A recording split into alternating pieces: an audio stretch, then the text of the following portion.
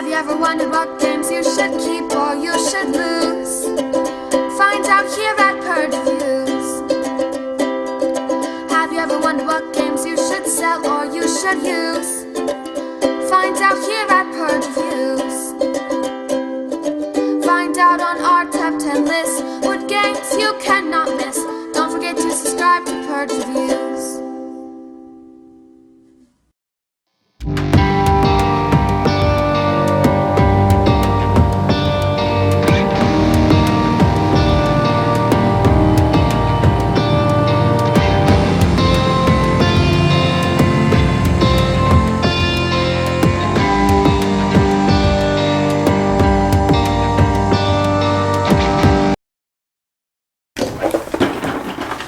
Skyliners. You know, I first saw this game at BGG Con. I thought the box was just great with these guys up here. And sometimes I'll buy games just on the artwork and I'll be like, oh, that's pretty good. Z-Man Games, it's a pretty good reputation. I saw the back of it and I was like, 1980s time warp. You know, you get these plastic pieces that you're building and it's all based on your perspective. It's neat. I like what they're going for. It's just not going to be for me. I could see families, I could see people liking this game and the perspective of the different sides and the setup. And I place this here and you do have to screw me, but you're not really screwing me. You're just setting up your side, so I can't get too mad at you. It's an abstract. I guess there's some kind of theme to it. It's all silliness to me. I'll admit it. I am not who this game is for. Gabriella Bubolo, sorry if I said that wrong. Bubola, you know, you have a game here that's going to appeal to people. This game is going to sell. Some people are going to really like this game. It's just not me. I don't like that whole abstract. I'm just playing something here and then you're going to play over it. I don't like that. I don't like the plastic pieces. They're nice. They're nice. They're not cheap at all. It's just not appealing to me. The little red things and white and blue.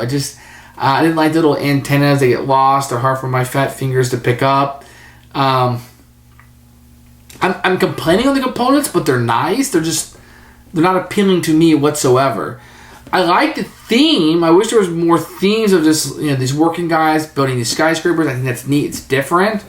But the game itself just felt like something that I would have bought in the 80s at Gold Circle or Kmart or something. I don't know. It's abstract. Those are my things, and I always get beat up for it. But, you know, my opinion of not liking abstracts, when I say, hey, I really like this abstract, maybe that means something.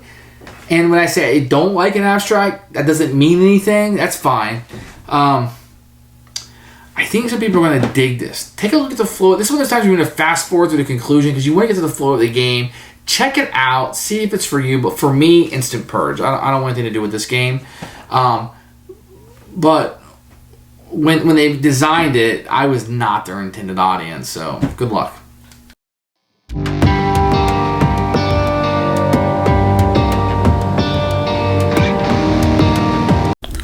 So let's take a look at the components for Skyliner. First of all, this is a very striking box. I really, really, really, really like it. You get one of these oversized rule books. You've seen a lot. Nice for reading, I guess, but kind of hard for a reference to me. It takes up a lot of table space, but it is what it is. You're going to get some cardboard pieces in here. You can make up... This makes up a contraption. It's kind of neat, but pretty useless. You're going to get a number of these square cards, which are nice. Different backs and the fronts, and they work pretty well, and they turn and etc. So maybe a tad thin, but you know, no complaints. And then you're gonna get these cardboard birds that are used in the game, and they're nice. Okay, they are what they are. They're nice in cardboard. Then you're gonna get this box. Let's see if you can see it there. So your plastic pieces are going to be stored down in here. And then you'll place this into it like so. And then when you build, get you a couple pieces here, you'll be building just kind of on top of it here. And you'll have a 3D structure with these. These are really nice. Really, all the components are really nice. The box is used for the game, so it's rather easy to put up, although there's not a ton of bits here.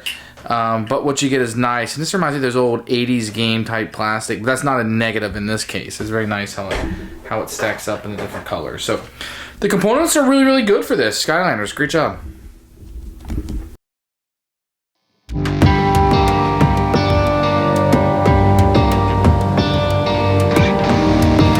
This is one of those rule books where they give you 2 sets of rules, and I don't know that one is more advanced than the other. They call it the full game, and I actually might like the non-full game better, the starter game. I don't know that betting that you're doing adds anything interesting other than that bidding. What is it going to look like, and how I was wrong, and I don't score points for it. I would probably leave that aside. I felt like, and I've dabbled with design just a tad, nowhere near this level. Forgive me.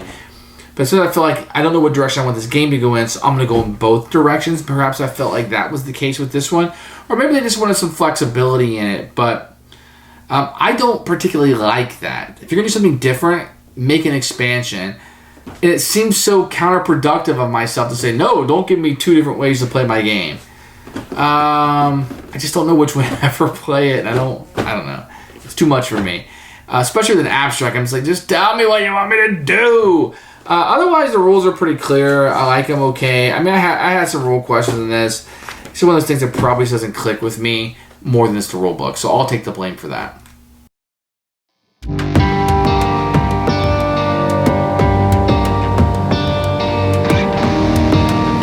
So when the game is set up, you're going to have these starting cards, and what you're going to do is draw one over. So each player is going to sit on one side of the board. So when I do this, I'm going to put a neutral one on C2. And then the guy sitting over here will pull one, and he will put one on D2. But it's his D and his 2. And the next player will do B1. But it will be from his point of view, which is B1. And then D3, but from his point of view, and thus the board is being set up. So D2, but from his point of view, we got B2, but from his point of view, another B2, but from his point of view, see how it's getting taller? Oh, another B2, but from his point of view. A D4 from the blue point of view. A C2, but from yellow's point of view. I'm just going to do 2 more because that's what I pulled out. So another B2, but from green's point of view. And a B3, but from red's point of view. So you'll do that and you'll put the starter cards out. And that's kind of how the game begins. So on your turn, you're going to do construction twice. So let's just say I'm blue. So what I can do on my turn is you're going to have a few pieces here. You're going to have a roof, which are these green ones. And these are universal. Everybody can use those. Here's a roof for me. I'm sorry. This is a park. This is a roof. And these ones that you can build on top of. These are just building spaces. So let me explain to you how they do. On your turn, you can place it anywhere you want. As long as it has 0, 1, or more. So I can place it here, on here, on here, wherever I want. I can even place it, if somebody else's was out, I can place it on top of theirs. That's a valid move. What I can't do is if there's a park here, I can't place it on top of a park. It won't fit. And if something has a roof, I can't place it on top of the roof. The piece will not fit. So that's how construction works. And I will place 2 of these out. So if it's my turn right now, I might want to go here and maybe there. Or on my next turn, I might want to go 1 here and 1 over here. That might be why. And what you're trying to do, so on your turn, You will only be, I raised the box up for you so you can see, but this is a scoring track around it. That's what those birds are for. They score around it. So on your turn, I'm going to do this just to kind of show you, you can only score what you can see. So if something is the same level, but if you block something, see how this green one is blocking that one? I will not be able to score this one because this is in its way. I score, score, score, right? Score, score. So you want to be able to see it. Now, the other players, I'm going to turn the board. Okay, you can see how that was. I just showed it. Now, their scoring is different. This guy can only score this one. Those behind him cannot be seen. This one he can score, and the one with the green top, that big one in the back, and if I turn it again, the angle is going to change. So you're competing for where you put things because you can only scare what you see. So the green guy wants these to be as short as possible, but the blue guy wants these back here to be as short as possible, and vice versa. So that's going to go into the version of it. In addition, each player is going to get a card like this. It's called a skyscraper card. And this just tells you from the parameters of the board where you want the center to be, where you want the highest building to be. Sorry. And if you're able to meet this, you're going to get additional victory points. You get 1 point at the end of the game for each visible piece that you can see. You're going to get these antennas that you're going to be able to place on top. And you're going to score points for this when these things go out. These little antenna pieces. So you're going to get those kind of points too. Now there is a bigger game, what's called the full game, that takes into effect these cards. And that will allow you to play these. And what you'll do is you'll put these into what's called the planning area. And you'll place it so when it's flipped up, the C2, and this is where you want to see the buildings at. And you want to be able to score it like this. And you're kind of hedging your bets and betting in the future about how those things will score. And you'll score points for that for being correct. The rest of the game pretty much scores the same. But the main gist of it is that you're competing for where things are going to be placed. And you're competing for the viewpoint, the 3D viewpoint. And that's really the catch of the game.